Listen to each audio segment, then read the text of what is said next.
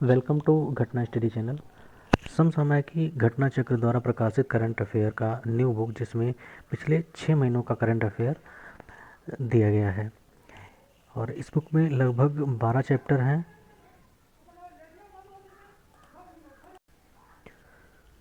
Book से संबंधित पहले 5 चैप्टर राष्ट्रीय परिदृश्य, अंतर्राष्ट्रीय परिदृश्य, आर्थिक परिदृश्य, विज्ञान, पर्यावरण एवं रक्षा परिदृश्य और चर्चित व्यक्ति, ये 5 चैप्टर पहले हम कवर कर चुके हैं।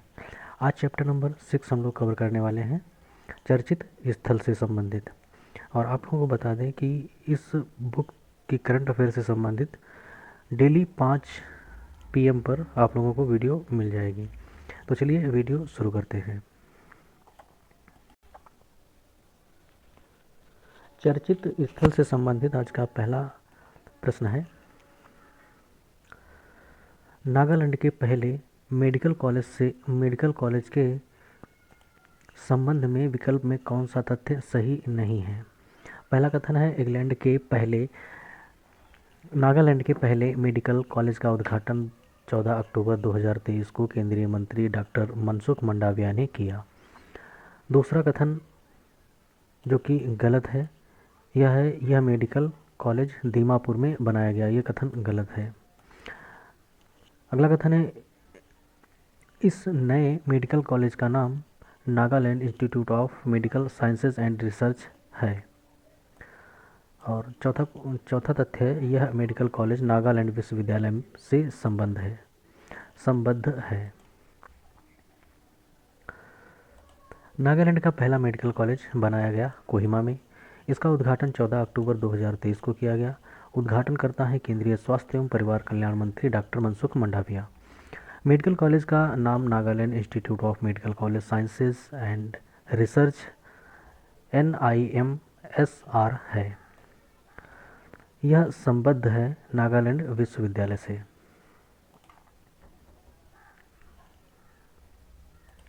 इसे अनुमति पत्र प्राप्त हुआ है अप्रैल 2023 में राष्ट्रीय चिकित्सा आयोग से शैक्षणिक वर्ष 2023-24 तथा 100 MBBS सीटों के प्रवेश हेतु।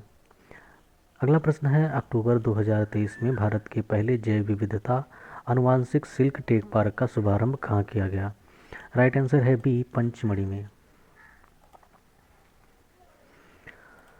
भारत का पहला जैव विविधता आनुवांशिक सिल्क टेक पार्क स्थापित किया गया मध्य प्रदेश में।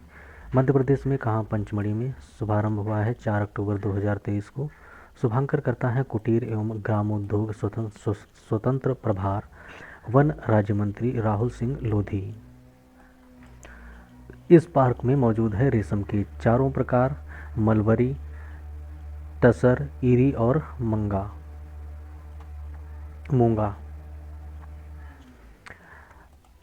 अगला प्रश्न है, सितंबर 2023 में कौन सा राज्य ई कैबिनेट प्रणाली को लागू करने वाला देश का चौथा राज्य बन गया है।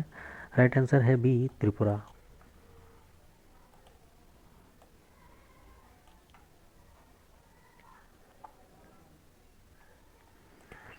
ई कैबिनेट प्रणाली शुरू करने वाला चौथा राज्य है त्रिपुरा। कब, 27 सितंबर 2023 को बना है। ई कैबिनेट प्रणाली की शुरुआत त्रिपुरा के मुख्यमंत्री माणिक शाह द्वारा सचिवालय में की गई। इसका उद्देश्य है राज्य में डिजिटल व्यवस्था विकसित करना। इससे लाभ होगा, कार्यालय 100% कागज रहित बनेगा। इससे पूर्व यह प्रणाली लागू है उत्तराखंड, उत्तर प्रदेश और अरुणाचल प्रदेश में। अगला प्रश्न है, सितंबर 2023 में उत्तर प्रदेश में शिलान्यास किए गए अंतर्राष्ट्रीय क्रिकेट स्टेडियम के संबंध में विकल्प में कौन सा तथ्य सही नहीं है। इसका पहला तथ्य है, 13 सितंबर 2023 को प्रधानमंत्री नरेंद्र मोदी ने अंतर्राष्ट्रीय क्रिकेट स्टेडियम का वाराणसी में शिलान्यास किया। और दूसरा इसका तथ्य है, यह स्टेडियम सिगरा में बनाया जाएगा। तीसरा तथ्य है, इस स्टेडियम की निर्माण लागत राशि लगभग 450 करोड़ रुपए होगी। और चौथा तथ्य है, इस स्टेडियम की वास्तुकला भगवान शिव से प्रेरित है। तो इसका बी विकल्प गलत है, यह स्टेडियम सिगरा में बनाया जाएगा, ये कथन गलत है। उत्तर प्रदेश में अंतर्राष्ट्रीय क्रिकेट स्टेडियम का शिलान्यास किया गया है 23 सितंबर 2023 को। शिलान्यास करता है प्रधानमंत्री नरेंद्र मोदी। इन्होंने कहाँ किया है? वाराणसी में। स्टेडियम का निर्माण गांजरी राज तालाब में किया गया। निर्माण की लागत राशि है लगभग 450 करोड़ रुपए और यह विस्तारित होगा 30 एकड़ से अधिक क्षेत्र में। इस स्टेडियम की शुरुआत भगवान शिव से प्रेरित है। स्टेडियम की क्षमता है 30,000 दर्शकों की। अगला प्रश्न है, सितंबर 2023 में ट्रांसजेंडरों के लिए भारत की पहली समर्पित ओपीडी नई दिल्ली के किस अस्पताल में खोली गई है? तो इसका राइट आंसर है बी, डॉक्टर राम मनोहर लोहिया अस्पताल।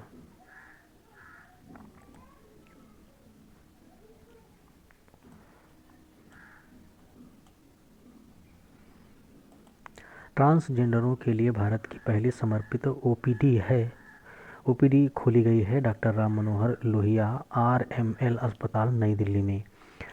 उद्घाटन हुआ है 17 सितंबर 2023 को। उद्घाटन समारोह की अगुवाई आरएमएल अस्पताल के निदेशक डॉक्टर प्रोफेसर अजय शुक्ला के द्वारा की गई। अगला प्रश्न है, निम्न कथनों पर विचार कीजिए। पहला कथन है, भारत के लद्दाख स्थित न्योमा में विश्व का सबसे ऊंचाई पर स्थित लड़ाकू हवाई क्षेत्र एयरबेस का निर्माण सीमा सड़क संगठन बीआरओ द्वारा किया जा रहा है। दूसरा कथन है, यह एयरबेस चीन की सीमा से लगभग 50 किलोमीटर की दूरी पर स्थित है। तीसरा कथन है, इस परियोजना हेतु लगभग 200 करोड़ रुपए की लागत अनुमानित है। निम्न में से कौन सा कथन सही है? तो इसका ए विकल्प सही है। पहला, दूसरा और तीसरा तीनों कथन सही हैं। 12 सितंबर 2023 को सीमावर्ती क्षेत्रों में कनेक्टिविटी में सुधार तथा वहां के निवासियों के जीवन को आसान बनाने हेतु रक्षा मंत्री राजनाथ सिंह द्वारा 90 नई परियोजनाओं का शिलान्यास किया गया। इस क्रम में 12 सितंबर को रक्षा मंत्री द्वारा पूर्वी लद्दाख के न्योमा में एयरबेस की आधारशिला रखी गई। सीमा सड़क संगठन बीआरओ ने लद्दाख स्थित न्योमा में विश्व के सबसे ऊंचे लड़ाकू हवाई क्षेत्र एयरबेस का निर्माण कार्य प्रारंभ कर दिया है।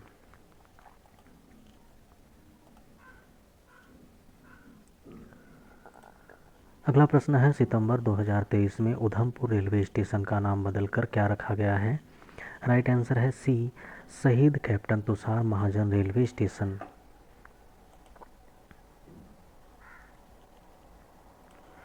उधमपुर रेलवे स्टेशन, इस रेलवे स्टेशन का नाम रखा गया है शहीद captain Tushar Mahajan MCTM railway station. इसका शुभारंभ किया गया सितंबर 2023 को। इसका नाम परिवर्तित किया गया सितंबर 2023 को और परिवर्तित नाम का अनावरण केंद्रीय मंत्री जितेंद्र सिंह द्वारा 16 सितंबर 2023 को किया गया।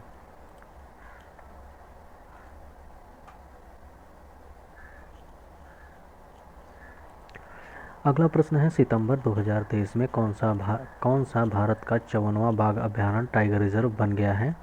राइट आंसर है सी, वीरांगना दुर्गावती बाघ अभ्यारण्य। भारत का 54वां बाघ अभ्यारण्य बन गया है वीरांगना दुर्गावती बाघ अभ्यारण्य। कब? सितंबर 2023 में। यह स्थित है मध्य प्रदेश में। यह है मध्य प्रदेश राज्य का 7वां बाघ अभ्यारण्य। कोर क्षेत्र 1414 वर्ग किलोमीटर, बफर जोन 925.12 वर्ग किमी। इसमें शामिल होंगे नौरादेही वन्यजीव अभ्यारण्य और दुर्गावती वन्यजीव अभ्यारण्य के भीतर के क्षेत्र। यह विस्तारित है मध्य प्रदेश के सागर, दमोह एवं नरसिंहपुर जिलों में।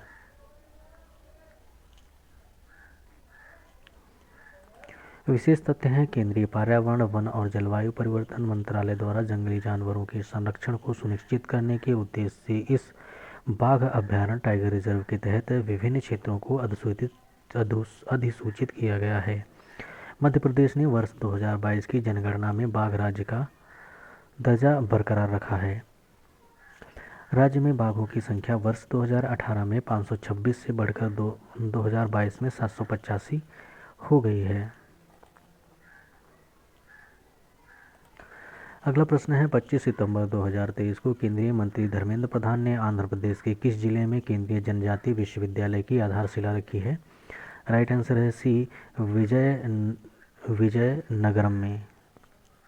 आंध्र प्रदेश में केंद्रीय जनजातीय विश्वविद्यालय की आधारशिला रखी गई 25 अगस्त 2023 को। आधारशिला रखी केंद्रीय शिक्षा और कौशल विकास मंत्री धर्मेंद्र प्रधान ने कहाँ? विजयनगरम जिले के सालूर में। अगला प्रश्न है भारत के पहले कृत्रिम बुद्धिमत्ता AI स्कूल के संबंध में विकल्प में कौन सा तथ्य सही नहीं है?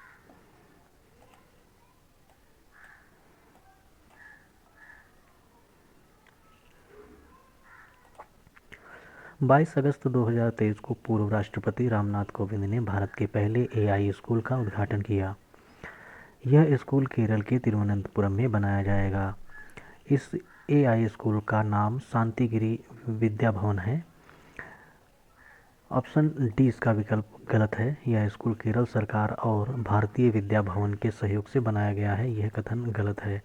बाकी के ए, बी और सी कथन सही हैं।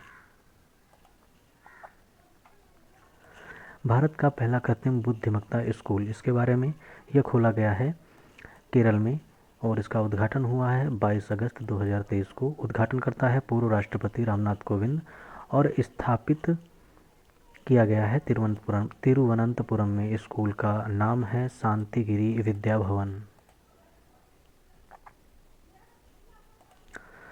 अगस्त 2023 में, अगला प्रश्न है, अगस्त 2023 में राष्ट्रीय बाघ प्राधिकरण द्वारा मंजूर किए गए राजस्थान के 5वें बाघ अभ्यारण्य का क्या नाम है? राइट आंसर है सी, धौलपुर करौली बाघ अभ्यारण्य। राजस्थान में 5वें बाघ अभ्यारण्य टाइगर रिजर्व को मंजूरी मिली है। मंजूरी मिली है 22 अगस्त 2023 को। मंजूरी प्रदाता है राष्ट्रीय बाघ संरक्षण प्राधिकरण NTCA। बाघ अभ्यारण्य का नाम है धौलपुर करौली बाघ अभ्यारण्य। मंजूरी की घोषणा हुई है पर्यावरण, वन एवं जलवायु परिवर्तन मंत्री भूपेंद्र यादव के द्वारा। यह बाघ अभ्यारण्य विस्तारित होगा 10 से 58 वर्ग किमी में, जिसमें 368 वर्ग किमी का कोर क्षेत्र और 690 किमी का बफर क्षेत्र शामिल है।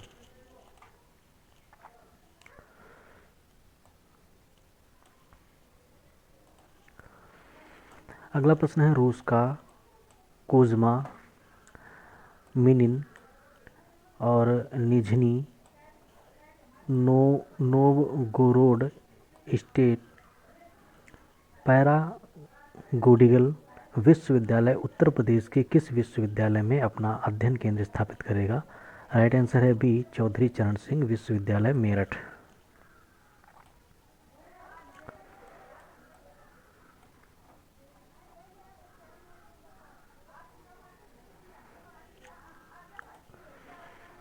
उत्तर प्रदेश में रूसी विश्वविद्यालय के अध्ययन केंद्र की स्थापना की गई। अध्ययन केंद्र की स्थापना चौधरी चरण सिंह विश्वविद्यालय CCSU मेरठ में की गई। स्थापना की जाएगी रूस की कोज़्मा, मिनिन, निझनी नोवगोरोड स्टेट पैरागोडिगल विश्वविद्यालय द्वारा। इस संबंध में समझौता ज्ञापन हस्ताक्षर हुआ है 23 अगस्त 2023 को। समझौता ज्ञापन पर हस्ताक्षर किए CCSU की कुलपति प्रोफेसर संगीता शुक्ला और मिनिन विश्वविद्यालय के डॉक्टर पेट्रा चुप्रिकोव ने।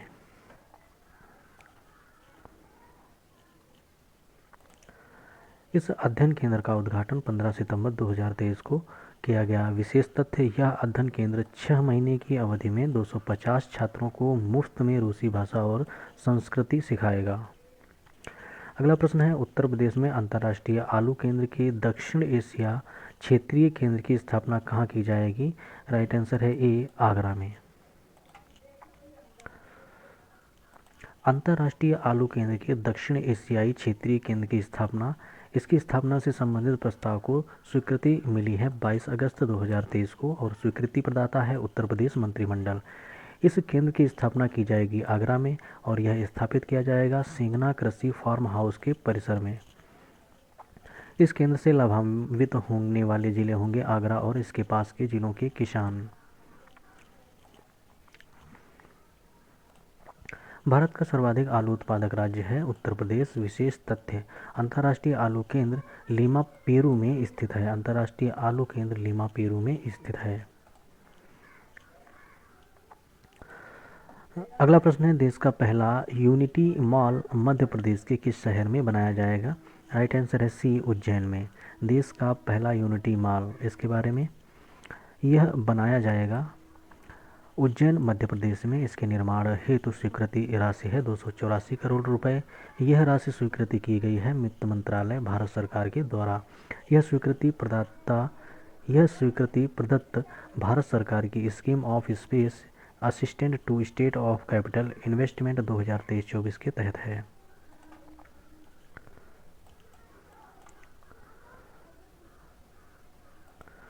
अगस्त 2023 में मुख्यमंत्री योगी आदित्यनाथ ने किस शहर में मेरी माटी मेरा देश अभियान के अंतर्गत अमृत स्तंभ का लोकार्पण किया है?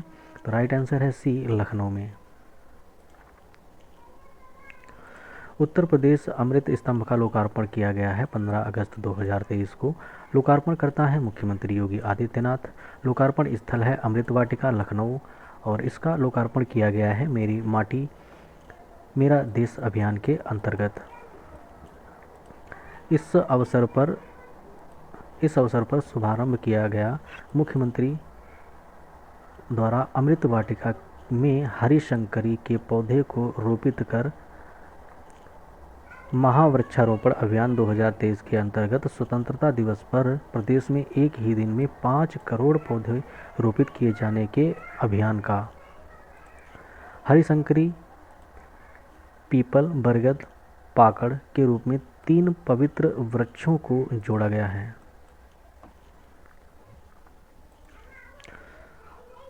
अगला प्रश्न है, विश्व की सबसे ऊंची सड़क के संबंध में विकल्प में कौन सा तथ्य सही नहीं है? तो इसका डी विकल्प सही नहीं है। बाकी के सही ऑप्शन देखते हैं। अगस्त 2023 में इस सड़क का निर्माण कार्य प्रारंभ किया गया है। और दूसरा कथन है, इस सड़क का निर्माण सीमा सड़क संगठन BRO द्वारा किया जा रहा है।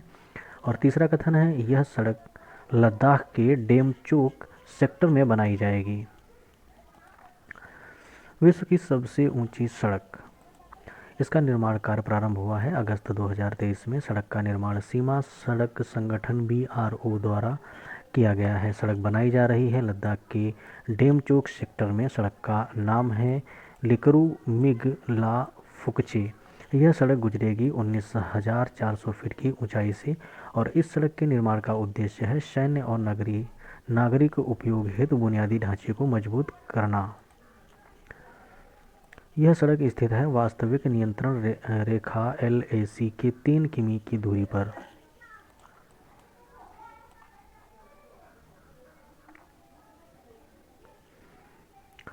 अगला प्रश्न है, गुजरात का पहला ग्रीनफील्ड हवाई अड्डा कहाँ बनाया गया है? राइट आंसर है ए, राजकोट में। गुजरात का पहला ग्रीनफील्ड हवाई अड्डा, उसका उद्घाटन 27 जुलाई 2023 को किया गया। उद्घाटन करता है प्रधानमंत्री नरेंद्र मोदी। बनाया गया है हिसार, राजकोट में।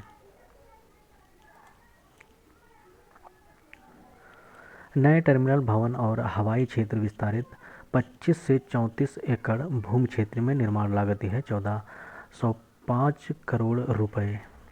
अगला प्रश्न है, कहाँ पर निर्मित किया जा रहा संग्रहालय अपने निर्माण के बाद विश्व का सबसे बड़ा संग्रहालय होगा? राइट आंसर है सी, नई दिल्ली में। विश्व का सबसे बड़ा संग्रहालय बनाने की घोषणा हुई है 26 जुलाई 2023 को। घोषणा करता है प्रधानमंत्री नरेंद्र मोदी। बनाया जाएगा नई दिल्ली में नॉर्थ और साउथ ब्लॉक में। इसका नाम होगा युगे युगीन भारत राष्ट्रीय संग्रहालय।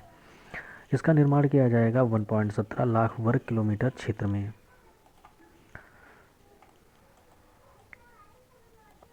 निम्न कथनों पर विचार कीजिए। पहला कथन है, प्रधानमंत्री नरेंद्र मोदी ने नई दिल्ली के प्रगति मैदान में अंतर्राष्ट्रीय प्रदर्शनी सह सम्मेलन केंद्र IECC परिसर का लोकार्पण किया। इस परिसर का नाम भारत मंडपम है। आगामी सितंबर 2023 में G20 देशों के शीर्ष नेताओं की बैठक भारत मंडपम में आयोजित की जानी है। इसका कौन सा कथन सही है? इसके दोनों कथन सही हैं। राइट आंसर है सी।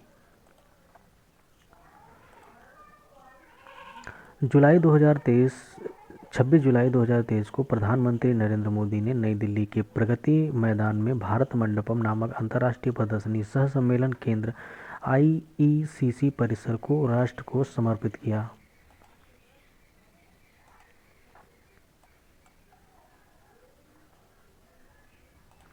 भारत मंडपम के बारे में, भारत मंडपम नाम की प्रेरणा भगवान बसवेश्वर के अनुभव मंडपम से मिली है। 2700 करोड़ रुपए की लागत से तैयार 7000 लोगों के बैठने की क्षमता ऑस्ट्रेलिया के प्रसिद्ध सिडनी ओपेरा हाउस के बैठने की क्षमता से भी बड़ा है। इमारत का आकार शंख से लिया गया है।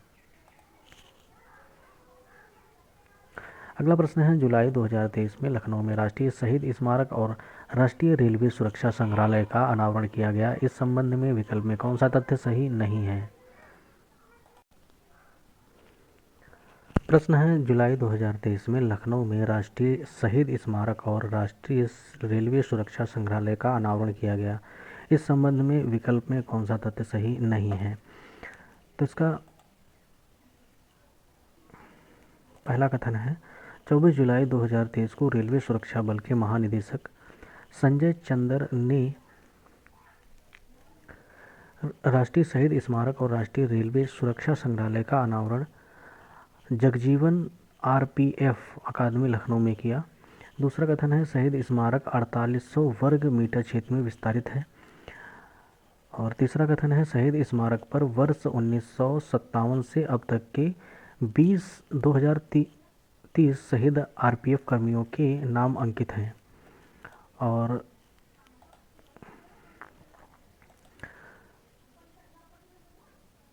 चौथा कथन है, राष्ट्रीय रेलवे सुरक्षा संग्रहालय 9000 वर्ग फीट क्षेत्र में विस्तारित है। तो इसका सी वाला कथन ये गलत है।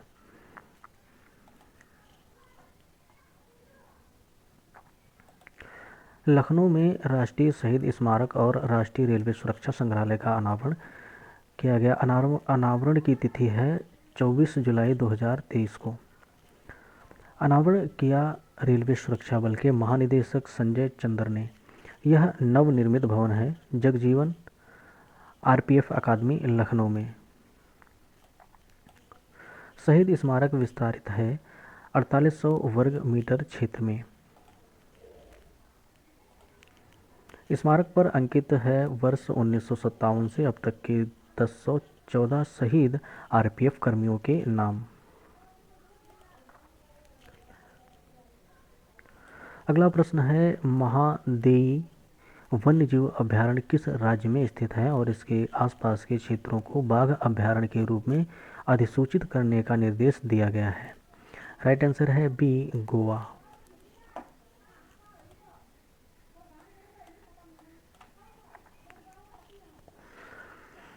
अगला महादेही वन्यजीव अभयारण्य से संबंधित है तथ्य हैं। स्थित है गोवा में। यह अभयारण्य और इसके आसपास के क्षेत्रों को बाघ अभयारण्य के रूप में अधिसूचित करने का निर्देश दिया बॉम्बे उच्च न्यायालय की गोवा खंडपीठ ने। कब? 24 जुलाई 2023 को। अगला प्रश्न है, जुलाई 2023 में किसने डल झील में अपना पहला floating I have space store खोलने की घोषणा की है? तो राइट आंसर है बी, अमेज़न इंडिया ने।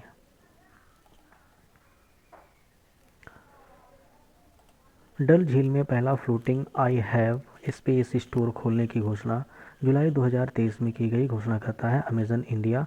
इसे खोला गया है last point delivery programme I have space के एक हिस्से के रूप में।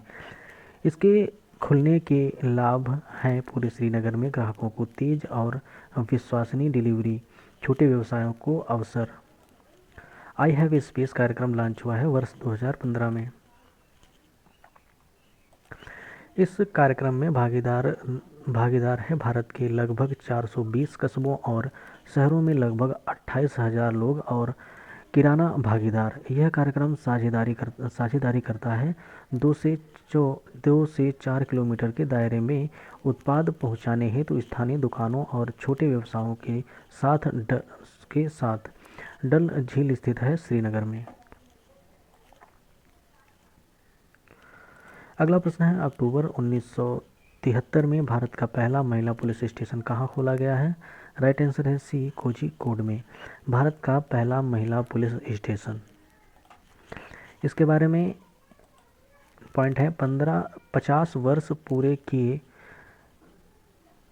अक्टूबर 2023 में नाम Kozhikode city Vanita police station स्थित है केरल के कोझिकोड शहर में उद्घाटन हुआ है।